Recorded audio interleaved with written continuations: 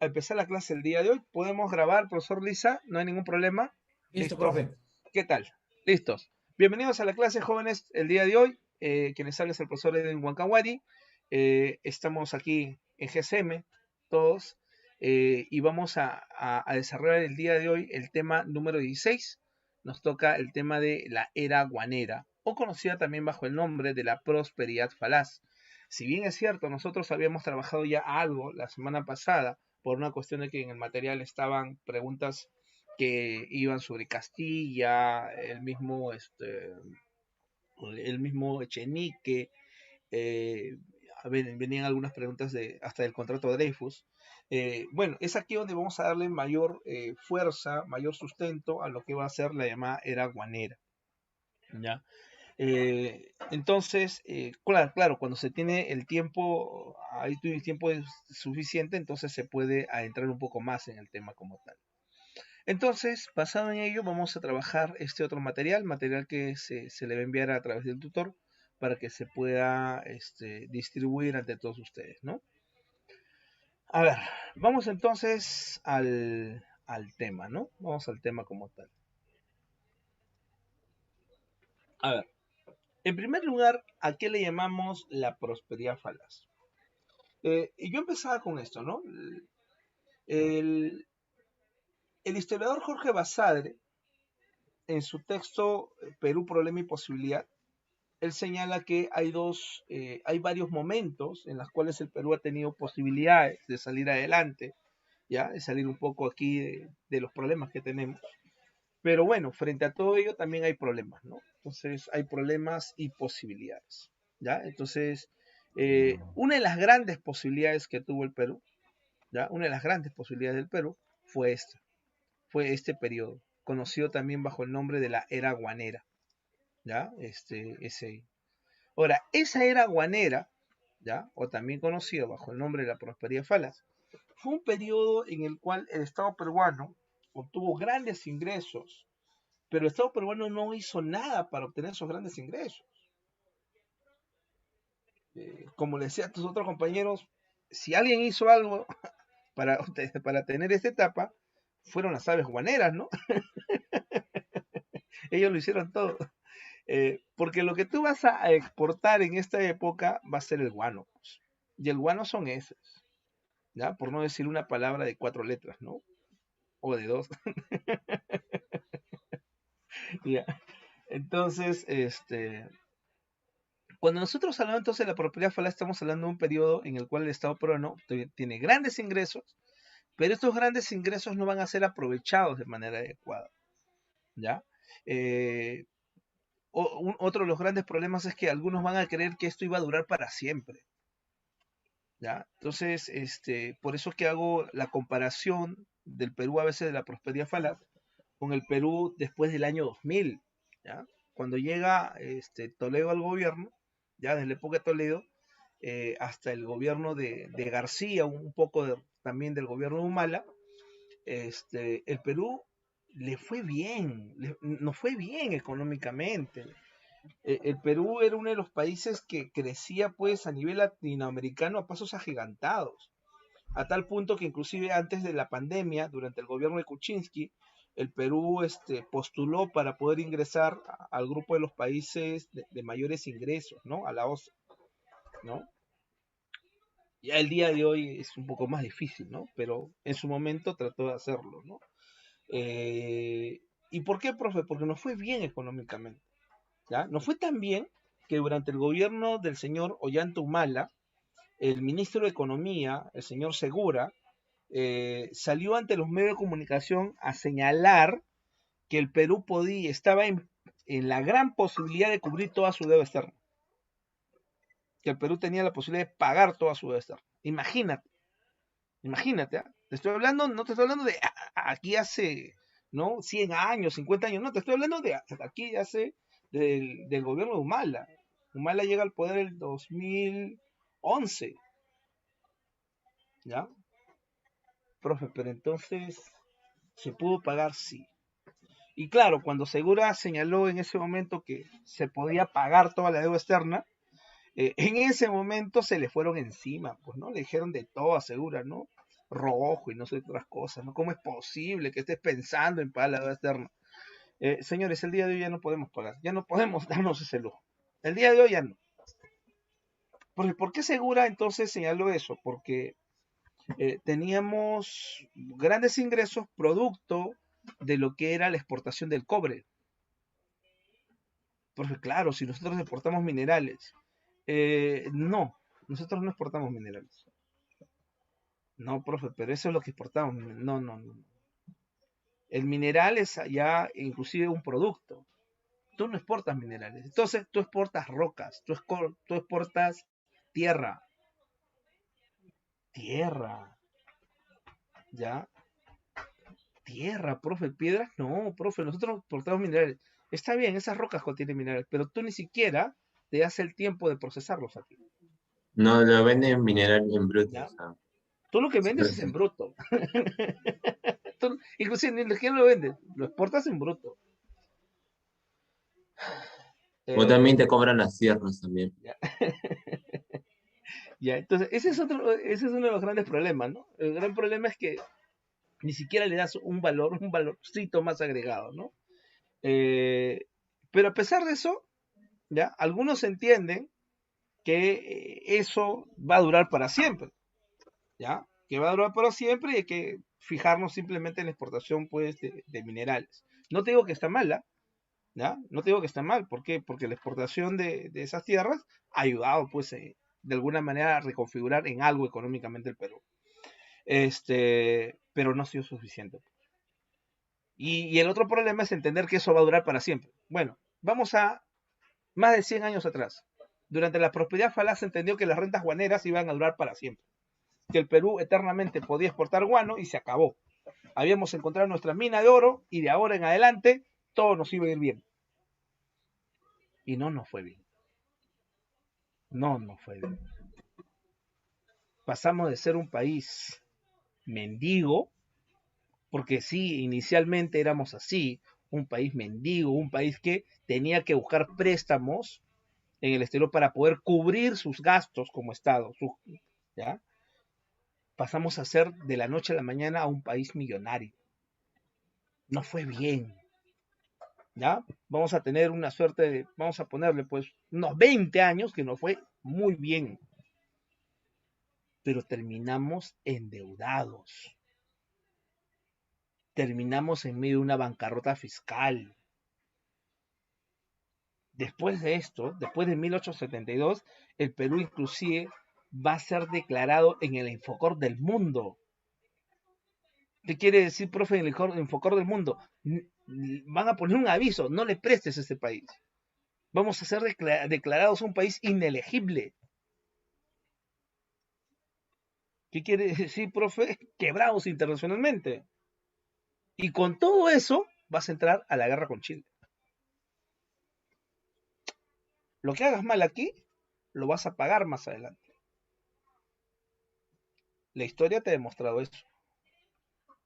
No, profe, pero Chile no tuvo prosperidad falaz. Chile no tuvo era guanera.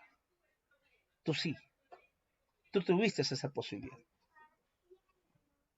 Y Chile te va a dar una paliza más adelante. Y si tú quieres explicar por qué te fue tan mal en la guerra, no vas a encontrar las causas de por qué pierdes en la guerra solamente en el proceso de la guerra. La vas a encontrar desde aquí.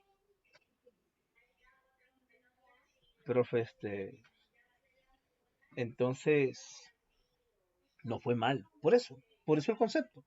Es un periodo en el cual el Estado peruano obtuvo grandes ingresos, ¿ya? Grandes ingresos, producto de las rentas guaneras.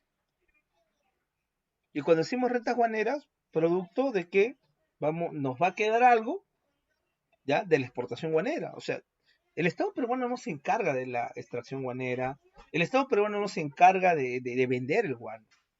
Lo hace un tercero, lo hace un privado. Y no te digo que está mala, ¿ya? Ahuyentar al sector privado de ninguna manera. Me parece que está bien, porque el Estado no tenía, aquí no tenía los medios para poder hacerlo. Pero cuando tuvo los medios, tampoco lo quiso hacer. Cuando tuvo los medios, no lo quiso hacer. ¿Y por qué, profe? Porque entendía que así estaba bien, que debíamos de vivir eternamente solamente lo que cayera producto de las rentas guaneras. Profe, pero en algún momento decayó el precio. Haciendo aquí, ¿no? En algunos estudios, ¿ya? De manera muy general, rala, señalan que hacia 1872 se cae el precio del guano. En realidad no es tanto así, ¿ya?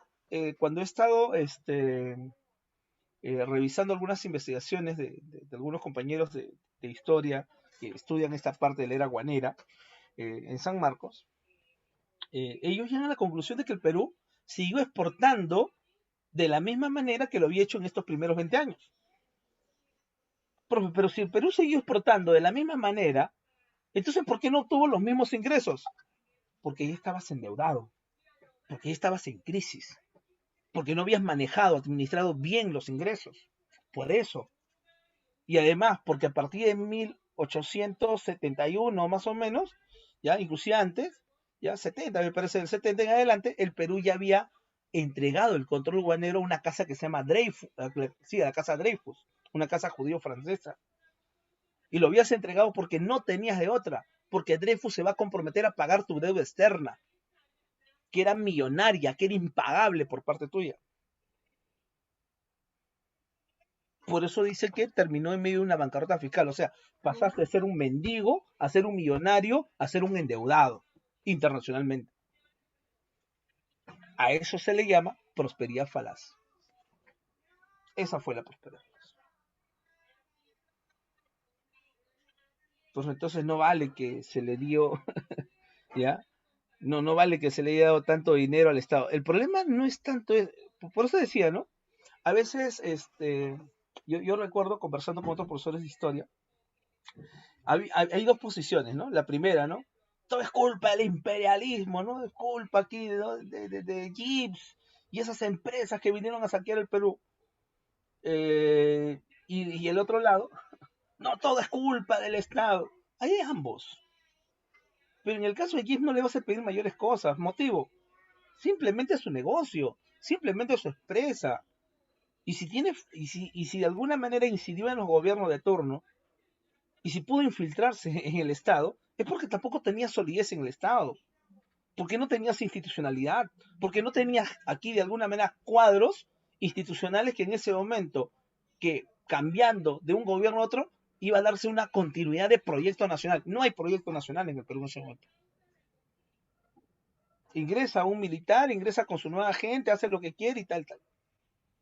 No había más, no hay una planificación en eso.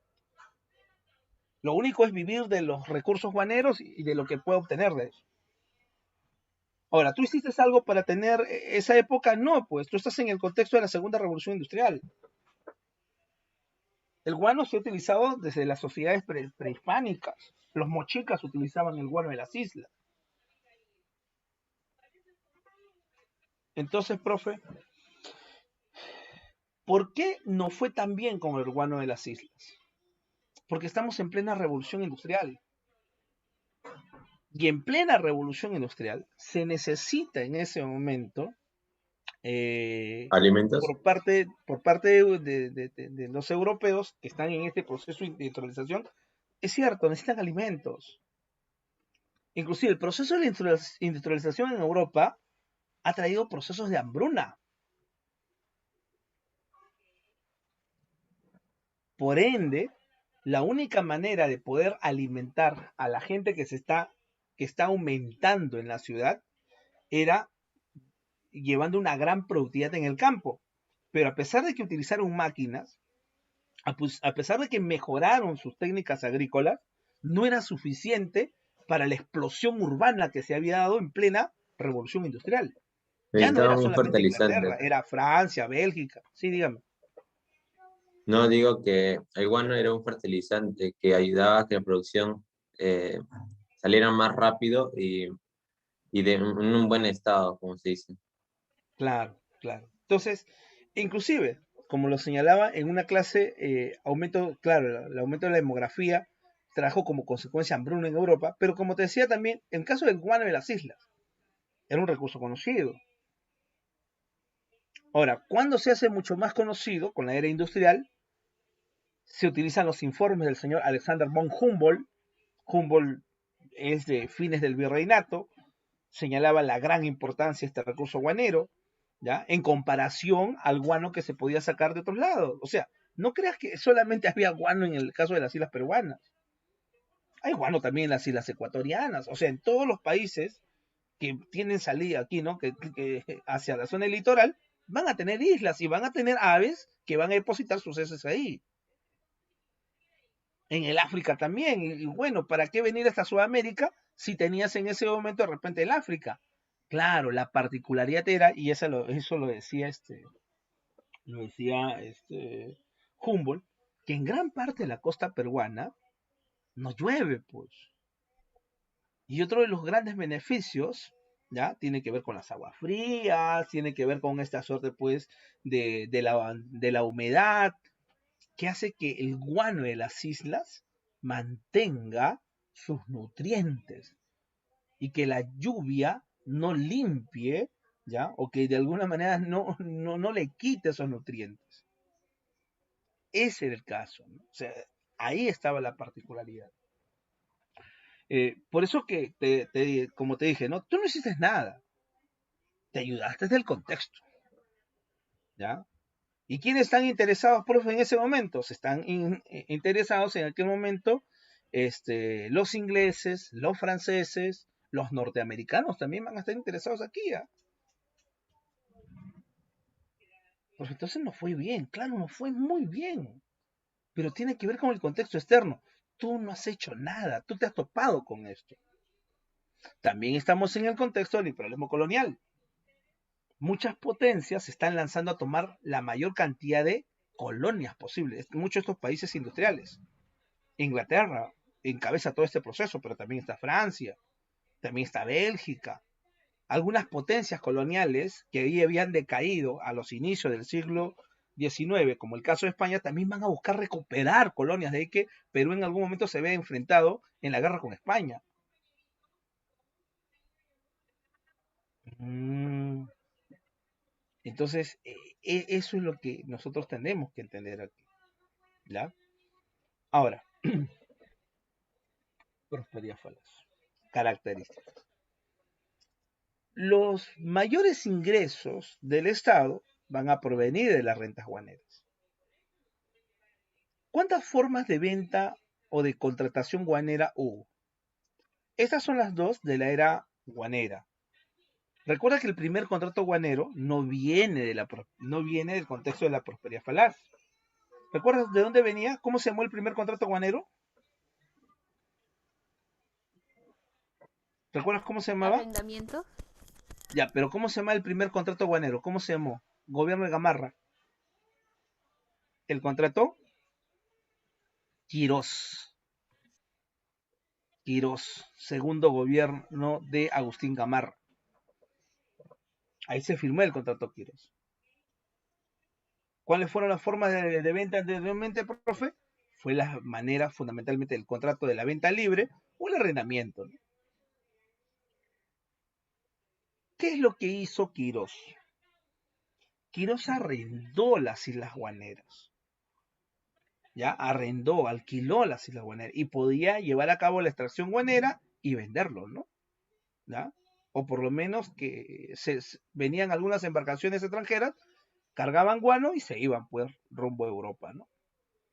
Y a Quirós le fue muy bien, con poca inversión, le fue excelente. Por eso que Quirós regresó a la carga durante el primer gobierno de Castilla para nuevamente hacer un contrato similar. Pero cuando Quirós llega nuevamente con su propuesta de decir, ya te arriendo las Islas Guaneras, en ese momento llega Gibbs, ¿ya? Anthony Gibbs y hermanos, ¿ya? Era una casa lanera en Arequipa, y ve que el guano le puede ser mucho más rentable. Y Gibbs le dice, yo te propongo otra forma de venta, la consignación.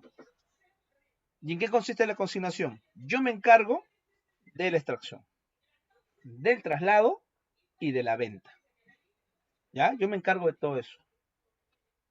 Y mientras yo extraiga más guano y pueda comercializar más guano, a ti, Estado peruano, te va a ir mejor. ¿Por qué? Yo no te voy a alquilarles la guanera. Yo no voy a hacerlo de Quirós. Yo te voy a otorgar el 60% de las ganancias de lo que obtenga por la venta guanera. ¿Qué te parece? Y con eso Quirós, que entró en crisis, pues. Quirós no tiene para poder enfrentar eso. No tiene, no hay posibilidad de que pueda enfrentar a la casa Gibbs. Pero entonces fue, ¿no? Fue, pues. ¿Qué hizo Quirós? Quirós buscó a otros nacionales, ya, a gente de poder económico en el Perú, ¿para qué? Para formar la llamada sociedad consignataria nacional. Y con todo ese apoyo, con toda esa inversión económica, ahora sí poder pelearle a la casa Gibbs. Profe, ¿me dice que Quirós estará en la Sociedad Nacional Consignataria Nacional? Sí. Profe, ¿será el único? No, gran parte de tu élite, principalmente limeña o costera, estará metida fundamentalmente en la Sociedad Consignataria Nacional. ¿Por qué? Porque esto es un gran negocio, pues el recurso guanero. Ahora, la consignación tiene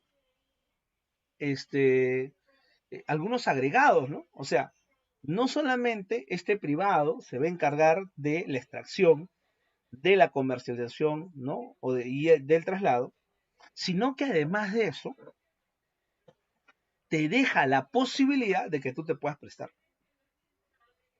fuera de lo que te va a pagar. O sea, yo te voy a pagar el 60%, pero si tú quieres, podemos negociar algún tipo de préstamo.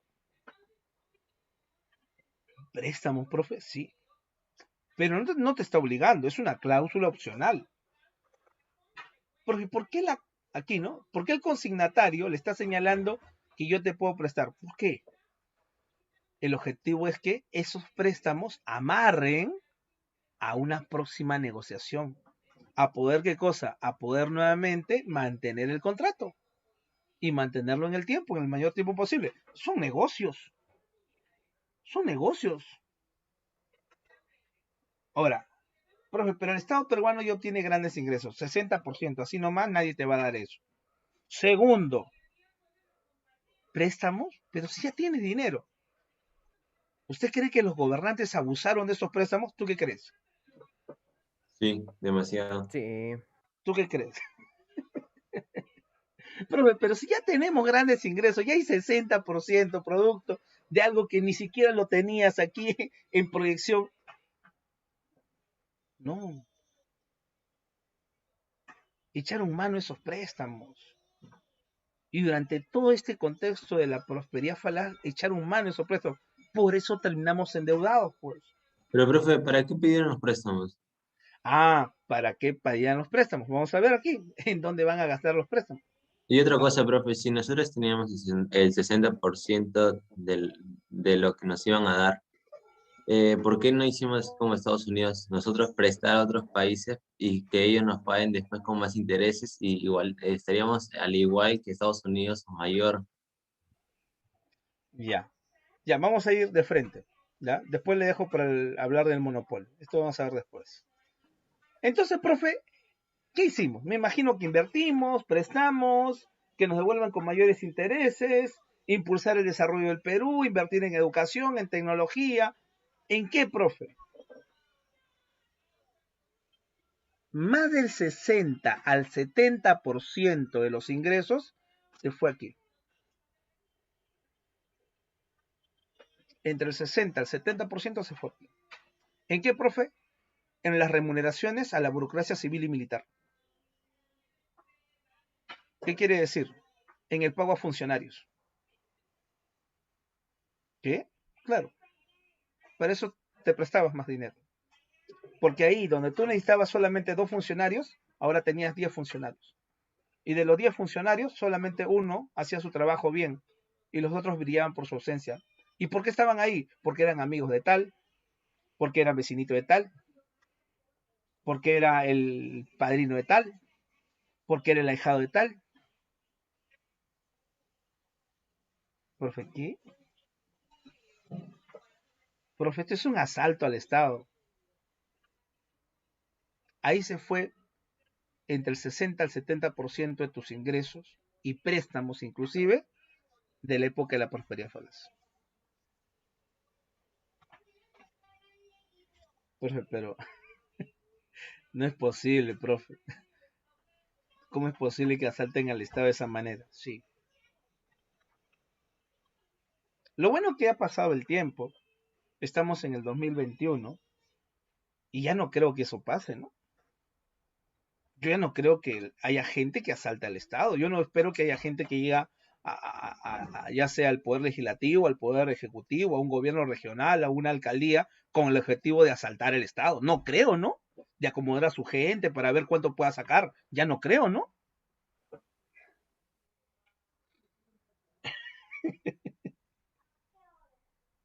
O sea, si No tú hablas de aprendimos corrupción nada. en este contexto, imagínate la corrupción acá. Pues estoy renegando, profe. Todavía estamos aprendiendo. Todavía estamos en los inicios. Todavía. Tranquilo. Vale. Profe, pero ya. ¿Y el otro dónde se gastó? Política ferrocarrilera. Política ferrocarrilera. Eh, a ver, este proyecto ferrocarrilero, el primer ferrocarril está con Castilla. ¿Ya? Con Castilla ya estamos iniciando los ferrocarriles. El proyecto ferrocarrilero más grande va a ser el de Balta. Pero durante toda la propiedad fala estamos ahí con los ferrocarriles. ¿Ok? El problema de la política ferrocarrilera durante toda esta prosperidad falaz, y no solamente hablemos de Balta, estamos hablando de todos, ¿ya? Trenes, exacto, trenes. Eh, en un inicio hay una buena proyección, una estrategia interesante. ¿Cómo unir al Perú? O sea, ¿cómo unir al Perú? Profe, no entiendo. Que el Perú no estaba unido, no existe Panamericana Norte, no hay Panamericana Sur, no hay carretera central. El comercio es al lomo de mula. A eso agrégale que es un Perú fragmentado, donde Lima y Trujillo están emparentados ahí en base a lo que es las haciendas azucareras en la costa norte. Arequipa por ahí se aparta del dominio de Lima, a través de la exportación lanera, y para contar, nada más. Por Huancavelica, Ayacucho, Junín, no. Gran parte de esos lugares son de gamonales. ¿Y qué es eso de gamonales? Son una suerte de señores feudales. Tienen su delimitación territorial y ellos son dioses en esos territorios. No, profe, la ciudadanía, todos somos iguales. Eso ponlo para Lima, Trujillo, y un poco de Arequipa y hasta ahí ya. Los demás no. Seguimos bajo los mismos parámetros virreinales. Profe, la descentralización y que el Estado llegue, no llega, pues. Y como el Estado no llega, entonces ese gamonal es Dios en sus tierras. Profe, y los campesinos indígenas. ¿Ya? Para esta época no se habla de campesinos.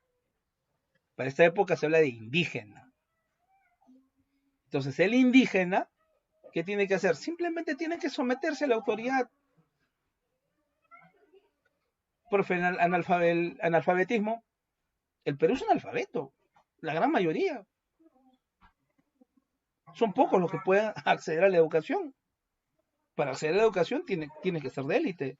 Profe, pero la educación primaria en su gratuidad y obligatoriedad, recién lo vas a encontrar en la época de la República Aristocrática, con un señor que se llama Pardo y Barreda. Y eso tienes que esperar para 1900. Aquí no. Entonces, profe, pero habrían algunas pequeñas comunidades. Bueno, sí, de repente, pero no era lo usual. Entonces, por lo menos se entendía en ese momento, había que empezar a unir un poco el país. Y la política ferrocarrilera es una buena intención. Es una intención interesante. para unir al país. Manuel Pardo y Lavalle señala que eso podía ser así. ¿Ya? Entonces tienes un punto, por ejemplo, en Lima, tienes un punto aquí en Lima, y tienes otro punto pues aquí en la sierra, ¿no? Recuerda que el Perú es un territorio sumamente accidentado, ¿no? ¿Ya? Tú cuando has ido a provincia, ¿no? ¿Ya? Imagínate, ¿no? Más o menos así. Es accidentado, ¿no? Pero entonces para eso tendrá que hacerse un proyecto ferrocarrilero para llegar a la sierra. Ojo, y te estoy hablando de la sierra. Profe, ¿y a la selva? No, pues no te hablo de la selva. ¿Y por qué? La selva no existe. Profe, pero sí, la selva es un territorio de mayor, este, mayor expansión, pero no existe. La selva será, pues no sé, nativos con plumas o algo así, se debe entender para esa época. ¿Sabes cuándo se dieron cuenta de que teníamos selva? ¿En qué momento desde Lima se entendió que había selva? Cuando encontraste un recurso que se llamó caucho. Cuando encontraste ese recurso llamado caucho, dije, no, eso también es del Perú. Si no, no existiera.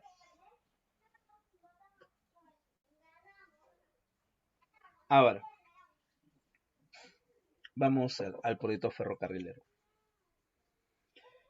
Cuando se planea el proyecto ferrocarrilero, entonces tú tienes que buscar postores, ¿no? ¿Quién puede llevar a cabo el proyecto ferrocarrilero? Y entre comillas, deberías buscar, entre comillas, el más económico, pero también pues una calidad adecuada, ¿no? Pero bueno, vamos por la parte económica. Entonces tú ya habías trazado más o menos, bueno, el que tenía que hacer el estudio era el privado, y el privado decía, sí, se puede hacer. A ver, tenemos este punto acá, tenemos este punto acá. Sí, si trazamos una línea por aquí, más o menos sí se llega aquí. Aguanta. Pero ¿cómo vas a hacer esta línea? Lo hicieron. Tenían sus buenos amigos en el Estado, ¿ya? Lo que tú llamas el lobismo del día de hoy, y normal, pues. Se cerró el contrato, sin hacer, inclusive en algunos casos, un estudio adecuado. Profe, pero ya, pues, por lo menos, pues, ahora sí va a haber tren, ya no importa. El problema es que cuando ya vas a empezar la obra, te vas a dar cuenta que el terreno no es así, pues, queda mucho más accidentado. Y por ende, si te había presupuestado inicialmente 40.000, te dijo no. Me he dado cuenta que es 120.000. Pregunta, ¿pero quién tiene la culpa ahí? ¿El Estado? ¿Es el Estado? ¿Sí?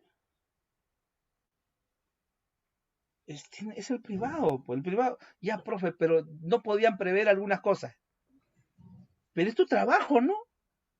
Tú eres el especialista en este tipo de cosas, ¿no? Se sobreentiende. No, pero yo he quedado bien con el gobierno de turno y todo. Ya está bien, ya listo. Ya. Al final ni siquiera te costó 120.000. Terminó costándote 240.000. El doble. Pero ¿por qué?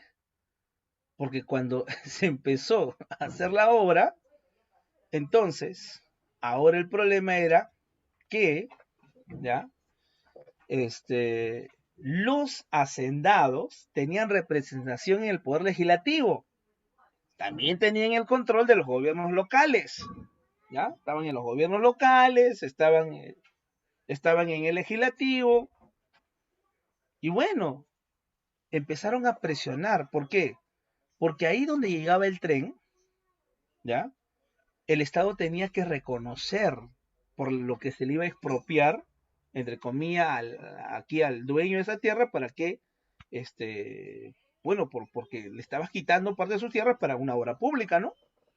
Pero además de eso, muchos de estos señores que estaban en el Estado aprovecharon para que el tren pasara por su latifundio, no solamente para que el Estado le pague, sino para ellos también tener opción a estar en la línea de la vía férrea. O sea, al final se hizo un pequeño desvío por acá ¿Para qué? Para que llegara pues a la siguiente. Para que no solamente le pagaran, sino también estuviese en la misma línea ferroviaria. Y si uno lo hizo, el otro también lo hizo. Y el otro también lo hizo. Y el otro también lo hizo. Y así, hasta que llegue a este punto. Ah, profe, ya sé por qué terminó en 240.000. Provecho. Este es el Odebrecht de esta época.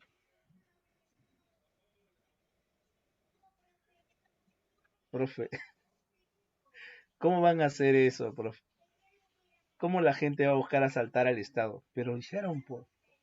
Y claro, otro bloque de los ingresos fue para llevar a cabo la manutención de esclavos, ¿ya? También fue para poder pagar la deuda interna, la deuda externa, ¿ya? También se utilizó para eso. Mientras tanto, en el plano social, ¿ya? En el plano social se mantiene la servidumbre. Servidumbre, profe, claro. La servidumbre es lo que tú llamabas en la época colonial el yanaconaje. Ese campesino no vale ni la tierra que ni la tierra que pisa, ¿no? Y además, ni siquiera es campesino, es un indio, ¿ya? Profe, pero el Estado estableció, ya el Estado republicano estableció esta suerte de igualdad entre todos los peruanos. Es una igualdad de papel. En el papel puede estar, pero al interior no hay igualdad. O sea, tú te imaginas un hacendado, ese hacendado está pensando en el pasado colonial, el de Lima está pensando en el pasado colonial. Para ellos, el mejor momento de todo el Perú es el pasado colonial. Ellos se entienden como españoles. Profe, pero el Perú, la nación, eso no hay concepción de nación. Si por ello fuera, podríamos regresar a ser colonia de España y sería lo mejor que podría haber para el Perú. Profe, y el indígena es eso, pues. O sea, ¿cómo entender que ese que tiene un color de piel cartón, con el rostro cuarteado, ya, va a ser igual a mí? No hay forma. Él ha nacido para trabajar mi tierra, para limpiar mi casa, ¿no? Porque solamente sirve para eso. De vez en cuando, ¿no? Tiene algunas hijitas bonitas y habrá que abusar sexualmente de ella, pero como yo soy la autoridad, nada me va a pasar, pues. No, profe, ¿cómo decir eso? Ave sin nido, Clorinda Mato de Turner. ¿Recuerdas o no? Las aves que vuelan, creo, es obra de Clorinda. Clorinda, Ave sin nido se llama. Aves Ave sin sin nidos, disculpe. nido. Ujú. Entonces, el gamonal es no solamente el señor de esas tierras, es además autoridad, es además el que tiene el control del poder militar en esa zona y es el que tiene el control de la iglesia también en esa zona. Y en la iglesia, ¿a qué se le enseña a esos campesinos cuando van a la iglesia? Que tienen que someterse, que está mal rebelarse, que es pecado. ¿No me crees? Lee esa obra. Profe, ¿cómo es posible que haya habido este Perú? Ese Perú existía. Y lamentablemente en la mentalidad de muchos el día de hoy todavía existe. Porque se entiende que ese que es de provincia es un ignorante.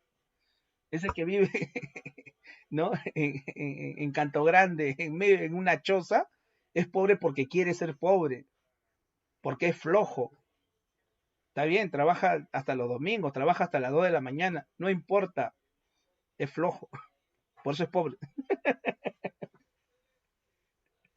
¿Ya? Profe, no hable así, profe. ¿Estoy mintiendo? ¿O es así como lo entiendo?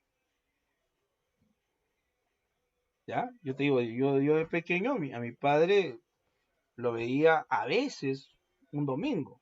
A veces, ¿ya? Así nomás no lo veía, ¿ya? Profe, a su papá le gustaba el trabajo, pe, por eso trabajaba hasta el día domingo. No, éramos 7, por eso trabajaba hasta los domingos. Simple. Resentido, profe. No, historiador, por si acaso. Ya. Eh, rojo. No. Entonces, ese era el Perú de aquel momento, ¿no? Profe, el proyecto nacional, no hay proyecto nacional, no hay proyecto nacional. O sea, tú no vas a incluirlo. O sea, entonces, ¿cómo se entiende el Perú? El Perú es un Perú blanco. Es un Perú de Lima y la costa norte. ¿Y por qué la costa norte? Porque ahí estaban las haciendas azucareras. Ese es el Perú que se entiende. Ese es el Perú oficial. ¿Y sabes dónde vas a sufrir todo esto? Todo esto que está construyendo mal, ¿sabes dónde lo vas a sufrir? En la guerra con Chile. Ahí vas a pagar todito lo que no hiciste, lo que hiciste mal aquí. Todito. Profe, no, pues, pero, ¿ves? O sea, lo que tú haces en este momento, la historia te dice que tú lo pagas más adelante. O sea, no se queda ahí. No, profe, ya lo malograron y ahí no, no, es que malogras a futuro.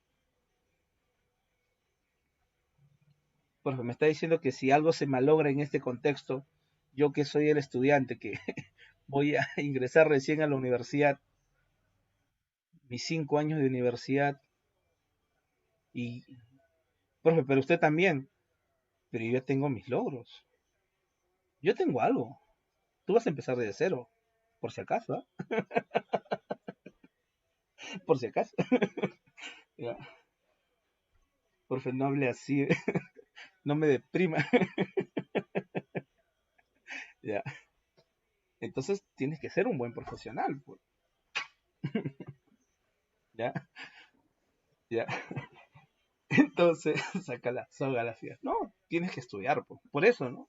O sea, yo todo esto te digo porque al final no solamente es saber historia, sino también prepararte para el futuro. Pregunta, ¿quién va a poder afrontar mejor un futuro con todo, ya, con A o B, con quien vengan los problemas? Pregunta, ya, ¿tu papá seguirá trabajando a partir del 28 de julio? Seguirá trabajando. ¿Tú seguirás viviendo? Seguirás viviendo. Simple. Pregunta, ¿quién podrá afrontar mejor ese futuro? ¿Aquel que ingresó a la universidad o aquel que no ingresó? Ok, que El que ingresó. ingresó. Aquel que ingresó, ¿no? Tienes que, tienes que empezar a estudiar, pues. Profe, pero el ingreso a la universidad no lo es todo. Sí, exacto, no lo es todo. Hay gente que puede hacer plata como cancha y no necesita ser una luminaria intelectual. Es cierto. Pero cuando empiezas a conversar con otra persona, se nota quién es quién. No por una cuestión de creerte más que otro. Porque yo conozco muchas cosas y desconozco demasiadas cosas. Desconozco mucho más de lo que conozco. Ese señor que vende limones en una esquina conoce muchas cosas que yo de repente ni siquiera lo hubiese podido prever. No creas que todo esté en los libros. Pero eso no quiere decir que en esta rama intelectual no tengamos que ir a los libros. Tenemos que ir a los libros, tenemos que empezar a estudiar. Te tienes que preparar. ¿Tú qué crees? ¿Que solamente es una carrera? Yo estoy por mi segunda carrera. ¿Segunda carrera? La primera carrera, 5 años. La segunda carrera, 6 años. A eso agregarle una maestría, 2 años. A eso agregarle un doctorado, 3 años más. Has empezado un largo trecho, ¿ah? No crees que vas a estudiar 5 años y ahí se acabó, ¿ah? Tienes mínimo un recorrido de 15 años estudiando, mínimo. Si no quieres ser algo más, provecho. Tienes que estudiar el inglés, la computación, un montón de cosas. Profe, ¿a dónde estoy yendo? ¿Ves que cuando estabas en el colegio las cosas eran más tranquilas? ¿Ah? ¿Ya? Profe, sabe, profe. ¿Ves? Por eso te decía, ¿no? Entonces, De la misma manera, esta gente, si algo hizo mal aquí, lo va a pagar más adelante. ¿Y dónde lo va a pagar? En la guerra con Chile. Ya. Profe, entonces vivimos en medio de un caudillismo militar. Pero, profe, aquí dice que hay cierta estabilidad política. Sí, había cierta estabilidad política. Y esa cierta estabilidad política se hizo basado en qué? Basado fundamentalmente en que por lo menos, ¿no? El recurso guanero hasta cierto punto, ¿ya? Hizo que por lo menos hubieran algunos procesos electorales o que hubieran algunos presidentes que duraran un mayor tiempo, ¿no? El caso Castilla, ¿no? No solamente por sus dos gobiernos, sino que el segundo gobierno va a ser inclusive un poco más extenso. Entonces, hasta ahí, cierta estabilidad política, sí, pero no estabilidad política, ¿no? Cierta estabilidad política, simplemente. Estamos ante el tercer debate doctrinario, ¿ya? El tercer debate doctrinario es en el primer gobierno de Castilla, y aquí lo que se está discutiendo es sobre quién recae la soberanía. ¿Qué es la soberanía, profe? Dirigir el Perú, dirigir el gobierno. ¿Sobre quién va a recaer esto? Entonces tenemos la soberanía popular y la soberanía de inteligencia. No, profe, el pueblo soberano. No, pero estamos en esta época, ¿ya? Estamos en este contexto. Y esta discusión se está dando a nivel de élite, ¿ya? Porque son los que pueden acceder a la educación, ¿no? No hay problema. Entonces, la soberanía popular, ¿qué es lo que plantea? El poder nace del pueblo, pues. Y si el poder nace del pueblo, entonces la gente, más allá de su poder adquisitivo, más allá de si sepa leer y escribir, es en ellos en quien reside el poder. Eso es la soberanía popular. Eso es lo que están difundiendo los hermanos Gálvez en el Colegio Guadalupe. Pero eso está muy presente el día de hoy. Pero cuando te hablo de soberanía popular, es que quiero que entiendas que es en la gente en quien reside el poder. Lamentablemente, algunos creen que el poder está en quién. El poder solamente está en los que nos representan. O sea, está en el Congreso, el poder solamente está en el Poder Ejecutivo. No. El día que la gente entienda que el poder está en ellos, las cosas podrían ir cambiando. Pero bueno, era la propuesta de los liberales.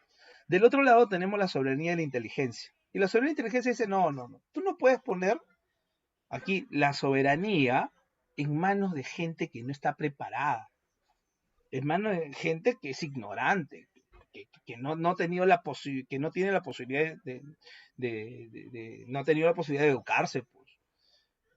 Por ende, si alguien tiene que decidir los destinos del país, hay que aplicar soberanía en la inteligencia.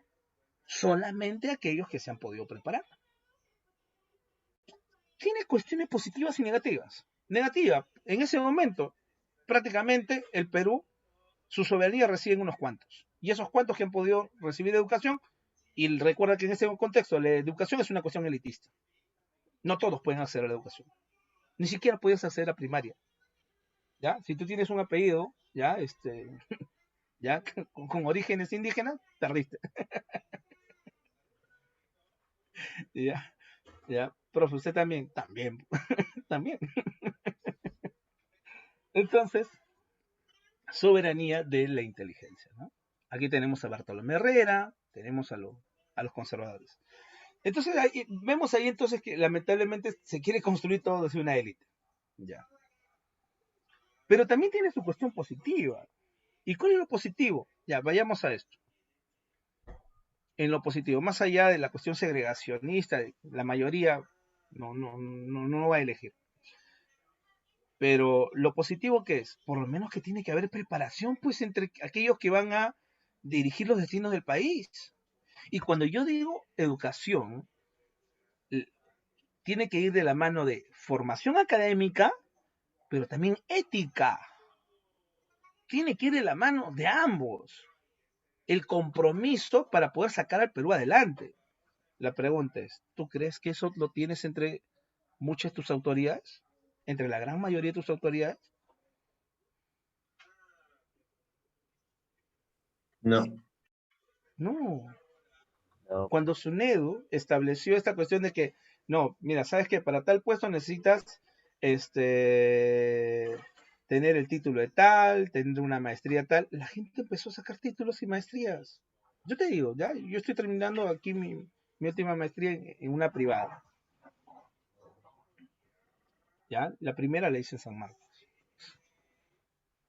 Pero ya sea en San Marcos, ya también, ¿ah? Tampoco no es tanto pues para alabar a San Marcos, pero ya sea en San Marcos, sea una privada, lamentablemente el día de hoy, la gente lo único que quiere es el título. Hay abogados que pueden terminar sacando su título de abogado y no te pueden ni siquiera entender muy bien la constitución política, siendo abogado. Ya imagínate. Pero, profe, tiene su título, pues, gana 9.000 soles mensuales, profe, o gana 15.000 soles. Ahí está. ¿Y se va a quedar mucho tiempo en el gobierno? Sí. ¿O se va a quedar ahí en una administración pública? Sí.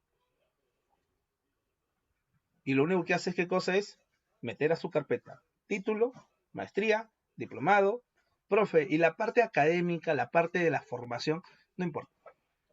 Por eso estamos así. Le sacaron la vuelta a la SUNEDU. Como la SUNEDU le pedía entonces tantos requisitos académicos, empezaron a estudiar y a sacar cualquier cosa.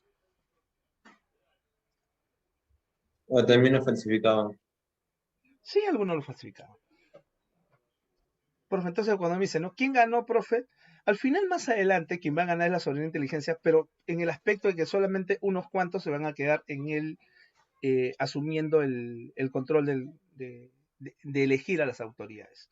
Eso lo vamos a ver cuando hablemos ya de la República Aristocrática. Pero esta fue la discusión, este fue el tercer debate doctrinario, que también en filosofía lo vas a hablar. Profe, ha sido bravo, ¿eh? Con pocas diapositivas, 2 diapositivas, hemos destruido, hemos destruido ya, concepciones de historia, ¿no? Hasta aquí, ¿estamos bien? ¿Se va entendiendo? Sí, profe. ¿Sí? Sí, profesor. Sí, profesor. Listo. Ya, listo. Entonces, ahora vayamos a los gobiernos. ¿Ya? Ya lo hemos visto a nivel general. Ahora vamos a desangrar poquito a poco. Vamos a ver poco a poco cómo están las cosas. Cuando Castilla llega al poder, Castilla firma el contrato GIPS, firma el contrato de la consignación, y ya te expliqué que era la consignación, no fue bien, no fue excelente. Económicamente, no fue bien. No fue tan bien que inclusive el gobierno logró establecer su primer presupuesto de la República. No, profe, el presupuesto de la República se hace año a año. No, aquí es el primer presupuesto de la República. Profe, ya hasta antes gastabas al tanteo. Más o menos, ¿sí? ¿No? Vivías del momento. Tampoco sabías cuánto tiempo te ibas a quedar en el gobierno. Y con lo que no cubría, pues eso me prestaba, pues. Como, ¿no? Decía, y esto me iba a alcanzar tal, como no lograba, entonces me prestaba. Por eso que era un país pobre, estaba un país inclusive que estaba pidiendo que alguien me prestara.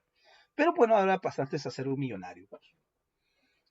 Entonces, como ahora tenías dinero, ahora qué hacer. Entonces, ni bien te estabas preguntando qué hacer, te tocaron la puerta, te dijeron, tú me debes. ¿Qué? Tú me debes. ¿Yo de dónde te debo? Aquí dice. Mira, mis abuelos eran dueños de tal hacienda y San Martín se lo expropió. Mis abuelos eran dueños de tal y Bolívar también. Y Arenales también. Y todo esto son deudas del Estado. Y tú representas al Estado y el Estado me debe, o sea, me tienes que pagar. Profe, pero es que es una deuda. Profe, pero San Martín y Bolívar estaban expropiando, sí. Eran rojos, profe. No. San Martín lo estaban haciendo porque tenían con eso cubrir el proceso de las llamadas aquí de las corrientes libertadoras. El caso de Bolívar fue peor, pues para que Bolívar termine su proyecto mucho más rápido, ¿ya? Bolívar pues expropió bienes hasta de la iglesia, ¿no? Por eso que tiene un cariño especial el señor Bolívar. Ahora, entonces, se va a dar otra ley, que es la llamada ley de la consolidación de la deuda. ¿Para qué, profe? Para poder pagar entonces estos señores que me dicen pues que hay deudas de la guerra de independencia. Pero, pero, no fue suficiente. Porque cuando el gobierno dijo, está bien ya, por favor, hagan ¿no? Hagan de alguna manera aquí, la proyección de cuánto se va a pagar. Uy, ¿para qué dijo eso? Cuando dijo más o menos la proyección de cuánto se, ¿no? Que haya una suerte, que se inscriban ahí para pagarle, en ese momento salieron otros documentos y dijeron, no, no es lo único, ¿ah? No es lo único, aquí hay otro documento. ¿Y qué hicieron, profe? Dijeron, aquí está, yo Joaquín de la Pezuela, yo la Serna, a ellos también les prestó. Mira, mi abuelo estaba de parte de los realistas y le prestó dinero para terminar con los patriotas. Ya pues no te pases, eso no te voy a pagar, pues eso es de España. Capitulación de Ayacucho. Tú le dijiste a los realistas, tus deudas son mis deudas. Esas son tus deudas. O sea, tu abuelo estaba, le estaban expropiando bienes, Bolívar, San Martín, y encima estaba financiando a los realistas. Sí, a mi abuelo era terrible, pues, así lo hizo. Pero todo eso es tu deuda. ¿Qué hizo el Estado? El Estado dijo, ya está bien, súmenlo. Profe. Entonces, de esa manera, se estableció un monto aproximado de cuánto se tenía que pagar. Castilla lo hubiese podido pagar totalmente, pero iba, iba a gastarlo todos los ingresos. Entonces dijo, no, vamos a hacer esto. Vamos a cubrir hasta donde se pueda. Y cuando Castilla terminó su gobierno, había pagado alrededor del 80% de la deuda interna. A estos beneficiados se le llama los consolidados. ¿Ya? Cuando tú escuchas el nombre de los consolidados, son estos que han cobrado la deuda interna. Ahora, Castilla entendía que, bueno, si se le daba dinero, el dinero era para que ahora ellos lo invirtieran. ¿Y en qué? En modernizar el país, ¿no? ¿En qué lo invirtieron, profe? Lo invirtieron principalmente en las haciendas en la costa norte, haciendas azucareras. Pero cuando empezaron a invertir en las haciendas, en modernizar las haciendas azucareras, tenían otro problema, ¿ya? Imagínate, a pesar de que tenían ya ingresos, venían de la consola, aquí de lo que era la consolación, querían un trabajador barato. Profe, el de la sierra, no, este es muy caro, quiere cobrar más, ¿no? ¿Cómo va a cobrar un sol 50? No te pases. Un sol, yo pongo un sol. Ya, profe, que ando riendo. ¿Cómo van a hacer eso, bro? Quería un trabajador más barato. Y empezaron a llegar los pobres, aquí, ¿no? De Europa. O sea, la revolución urbana también, la revolución digo, industrial también causó pobreza. Y algunos europeos huyeron de esa pobreza. Llegaron españoles, irlandeses, italianos, a ver cómo, ¿no? Buscárselas aquí, ¿no? Si tenía algún familiar, había alguna colonia por ahí, y ayudarse entre ellos. Se dice que llegan españoles y empiezan algunas rebeliones en la zona de la costa norte. ¿Por qué? Porque el europeo no se va a dejar pisar el poncho, pues aquí le estás pagando poco y encima de eso quieres pues aquí que te trabaje todo, no, no, no. Entonces decían, no, ese trabajador es muy caro y el de la sierra también, yo necesito uno más barato todavía. Oye, esclavos, no, es que el comercio de esclavos ya, ya no está vigente. Pero tienes esclavos, sí, pero es hasta que mueran simplemente y ahí en adelante ya no. Entonces, mira, allá en China las cosas están feas. Inglaterra ha invadido China, ha sometido a China todo lo que es no solamente el control comercial, sino que inundados por la difusión del opio, ¿no? Una droga. Entonces, la población china está por los suelos. Hambruna, encima de eso se está llevando a cabo la represión contra los rebeldes, ¿no? Le va mal. Entonces muchos chinos a lo primero que le dicen, oye, ¿sabes qué? Te voy a sacar de estos problemas. Los chinos se subían. Embarcación que llegaba a sus costas, no se subían. Sácame de esto. Y así llegaron algunas embarcaciones peruanas cerca al puerto de Shanghái y los chinos se subieron. Profe, ¿qué? Pero imagino que había un tope. No, viajaban como metropolitano en hora punta antes del COVID. Así. Un tercio de esos chinos no volverá a ver la luz. Profe, ¿por qué? Van a morir en el traslado. ¿Por qué, profe? Por el hacinamiento. Profe, y los enterraron ya en Lima. No, aventaron sus cuerpos al mar. Y cuando llegaron, profe, me imagino, empezaron aquí a trabajar con todos sus beneficios laborales. No, le pusieron su grillete y a trabajar en la hacienda azucarera. Era un trabajador barato. Ese es el llamado chino culié. Y el Estado apoyó todo eso a través de la llamada Ley de Migración China. Ahí está tu trabajador barato.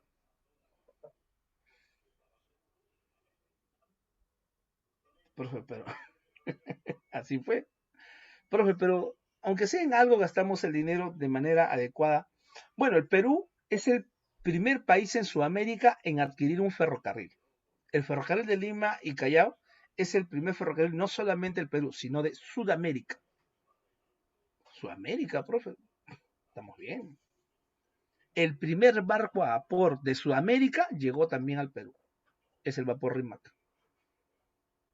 El primer telégrafo en Sudamérica es también del Perú. Profe, pero es en la era de la modernidad, claro, tenemos dinero. Tenemos dinero. ¿Ya? Estamos en la era de la modernidad. A eso agrégale que Castilla empieza a apoyar la política armamentista. Porque para poder defenderse, ya económicamente, aquí nos defender su economía, entiende que también es necesario aquí no potenciarse militarmente.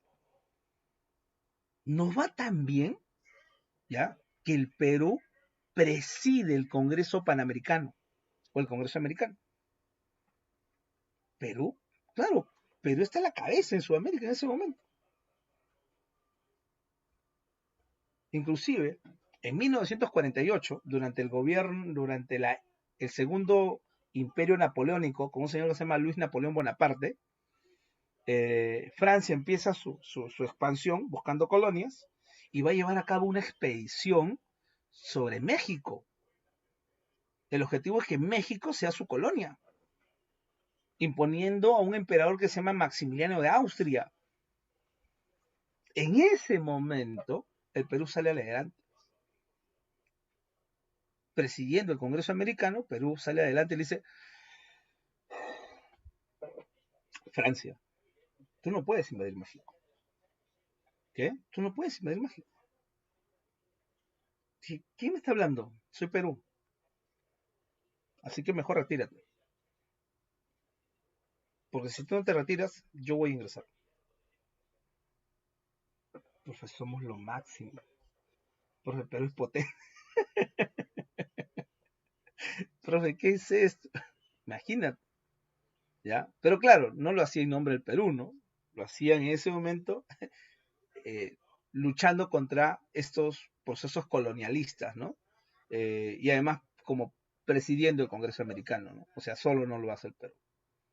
Entonces, eso es el gobierno de Castilla. Termina su gobierno de Castilla y llega Echenique.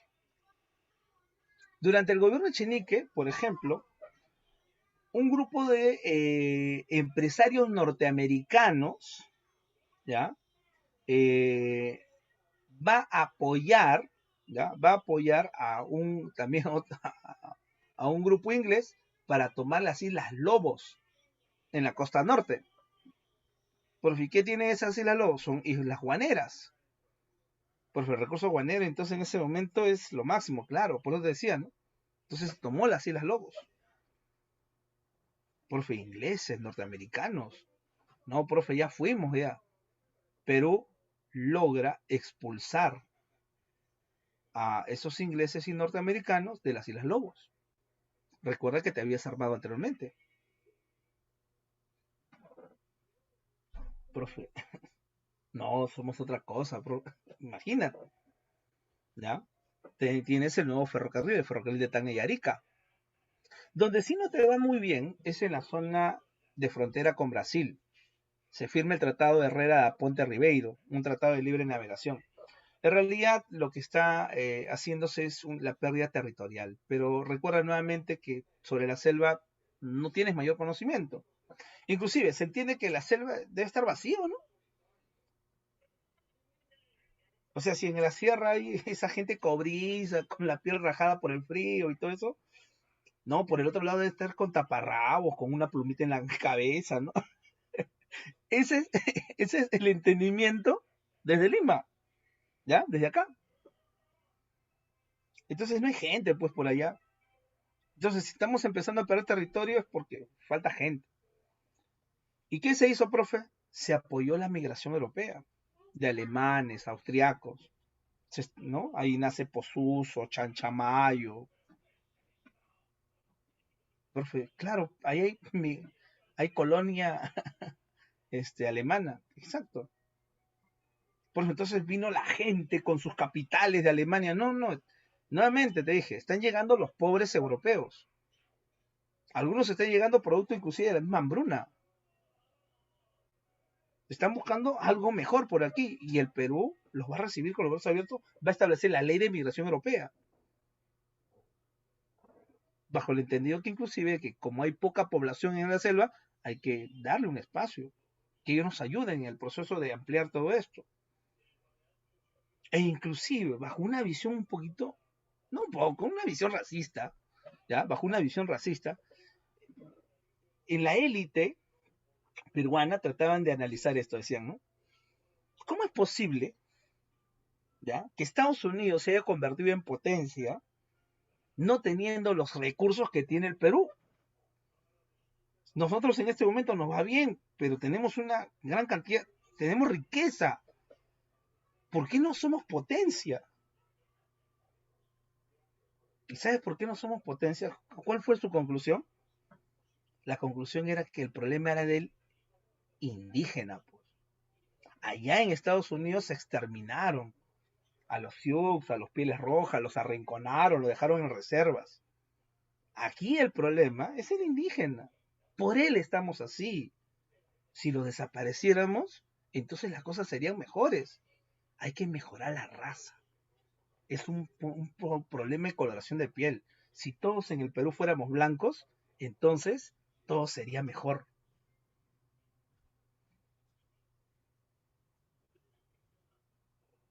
La pregunta es, ¿habrá gente el día de hoy que siga teniendo esta mentalidad? Sí, pero ¿Habrá? ¿Cómo no? ¿Habrá? Profe, ¿Y sabes qué es lo peor? ¿Sabes qué es lo peor?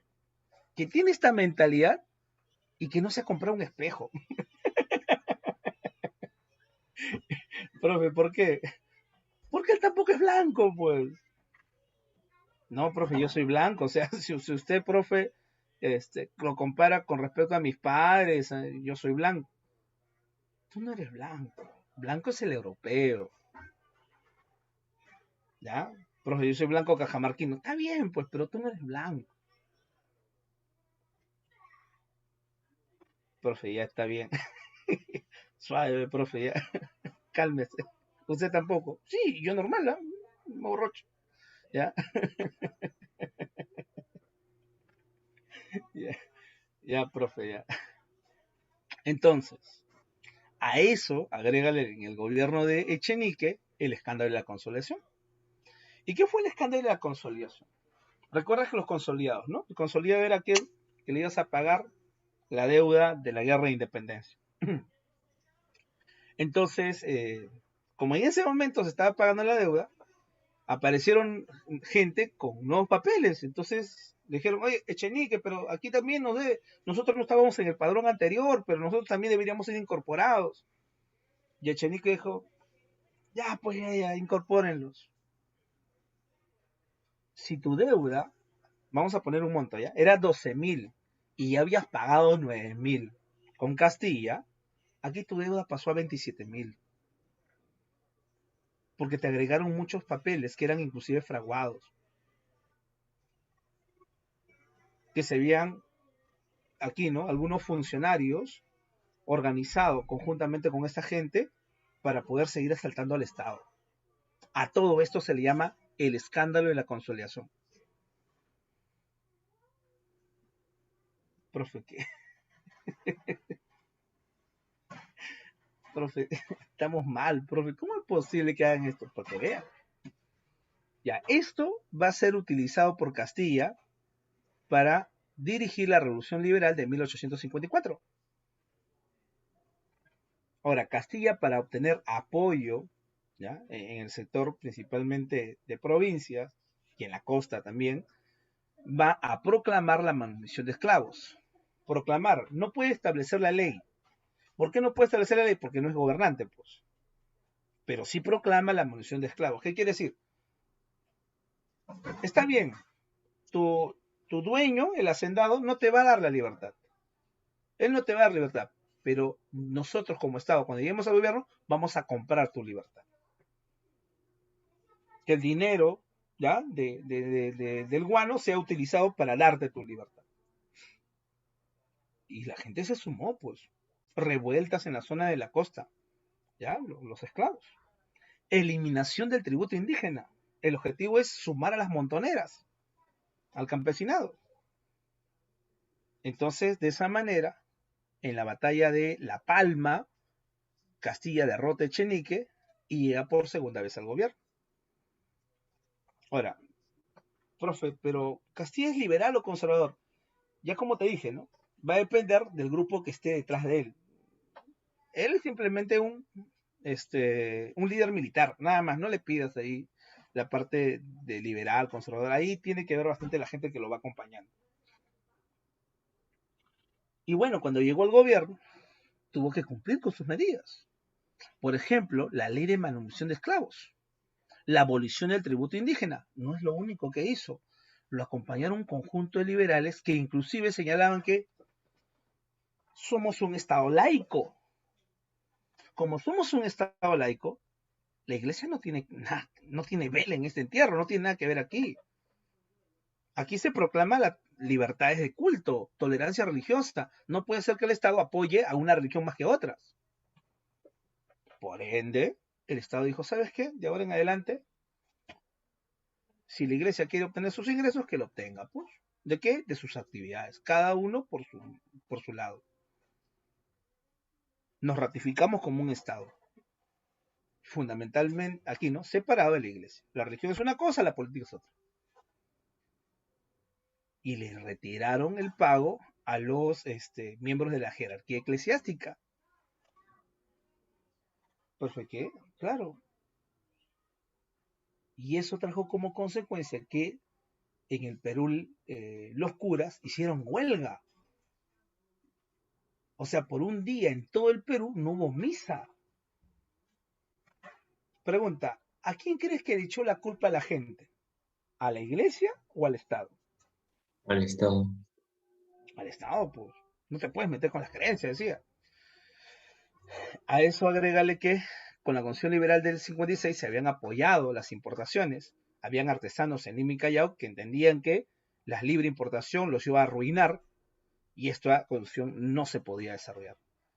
Los problemas para aplicar la Constitución Liberal, ¿ya?, más allá de la manutención y la eliminación del tributo indígena, hicieron que cambie de constitución, que se modere, pues, el señor Castilla, ¿no? Algo así como, modérate Castilla, ¿no? Esto, ¿no? Ah, profe, Castilla enseñaba álgebra, creo, ¿no?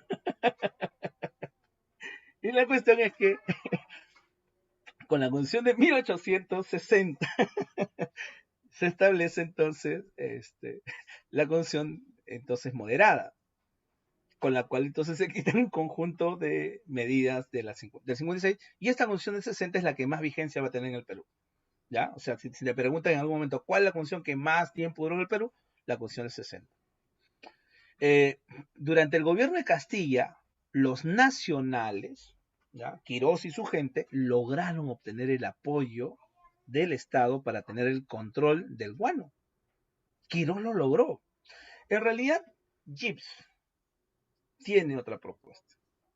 ¿Y cuál es la propuesta para Gibbs? Ir al sur. El guano es un recurso muy interesante, pero hay otro recurso que va a ser mucho más interesante. Se llama salitre. Entonces, los nacionales, que eran sus gentes, se quedan con el control de las islas guaneras. ¿Ok? Pero bajo la forma de consignación. Ya, sigue siendo consignación.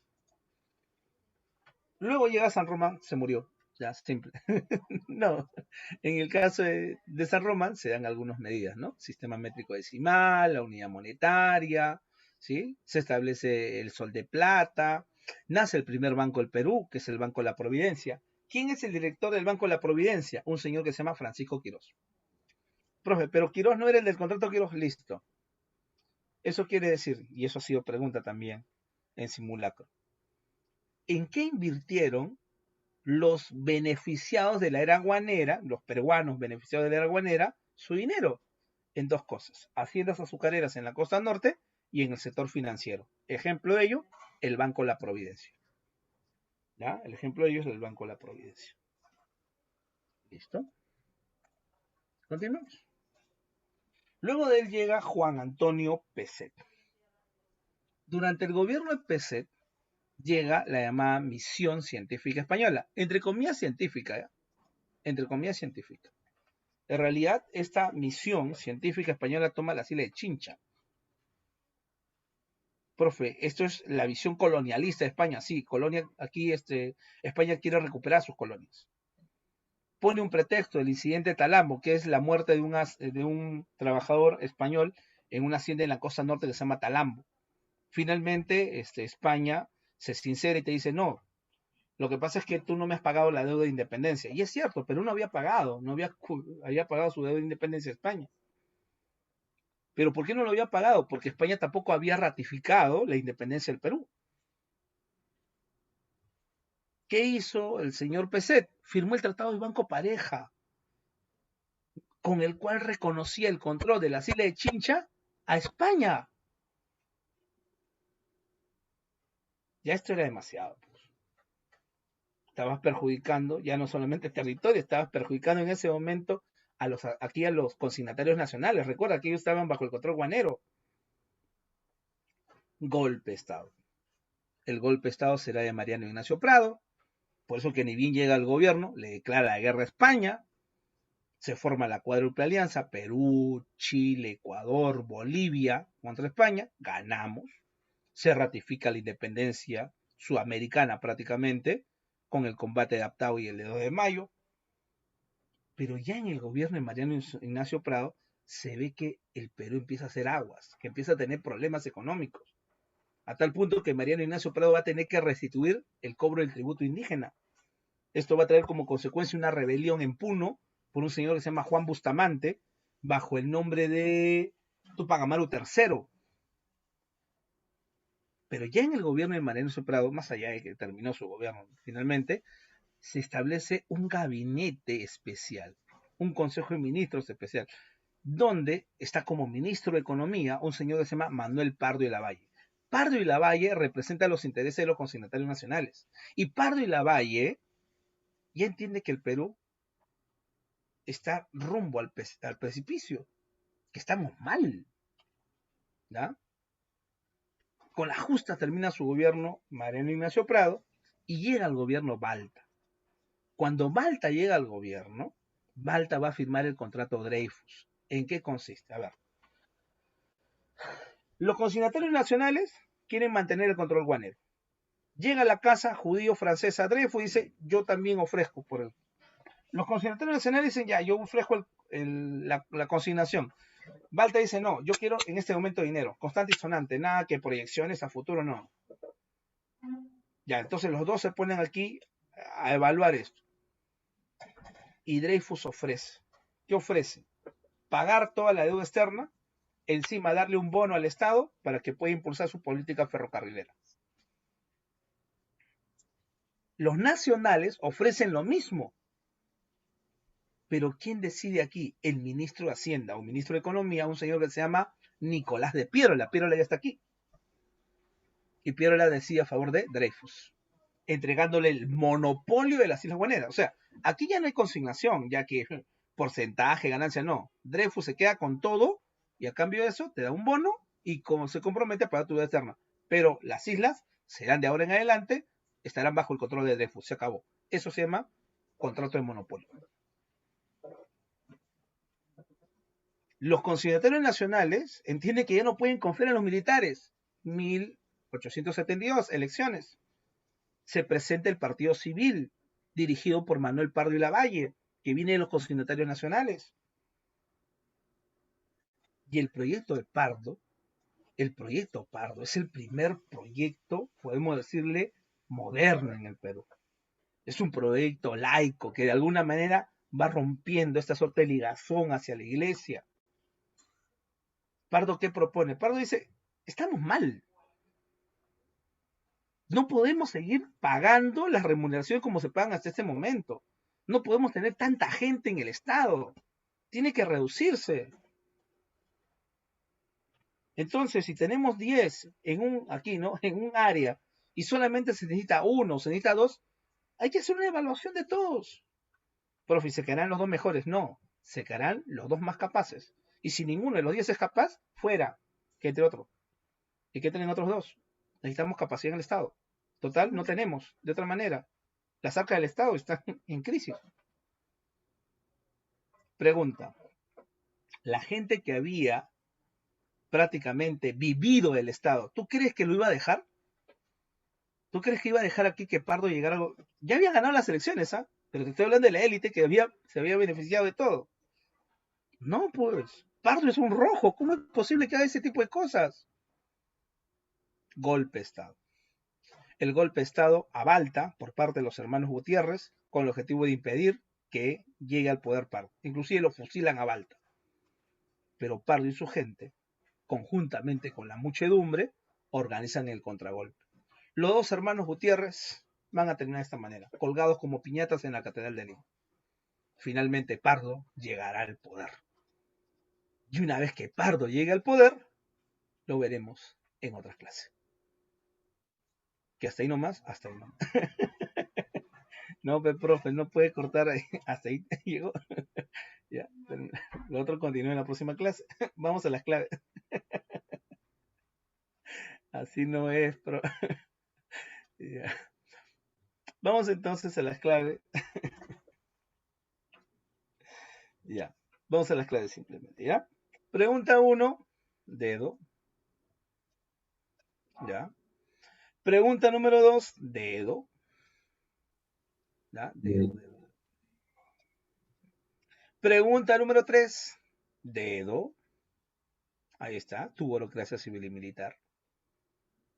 Profe, pero. ¿Está bien? Profe, las consignaciones ofrecían solo un porcentaje al Estado. No solamente el porcentaje, sino el beneficio del préstamo. Porcentaje y préstamo. Pero el préstamo era optativo. Si querías, lo podías obtener, lo podías pedir. Si no, no. Es como cuando te llaman para una tarjeta de crédito y dicen, si usted quiere, ¿no?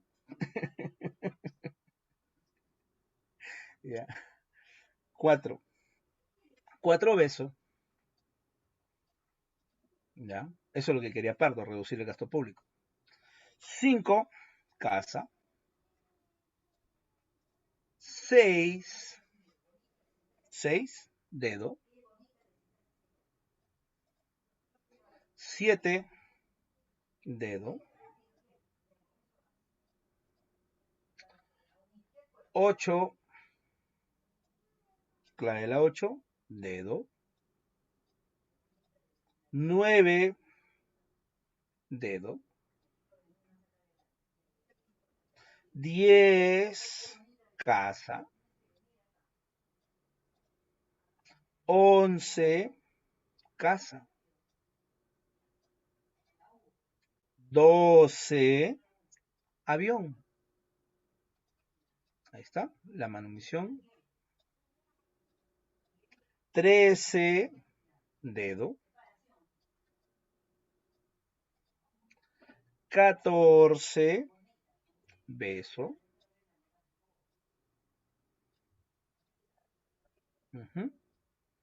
Y finalmente 15. Casa. ¿Ok? 15 casa. Profe, pero yo quería más próxima clase. ahí terminamos. Nos vemos, cuídense. No, Chau.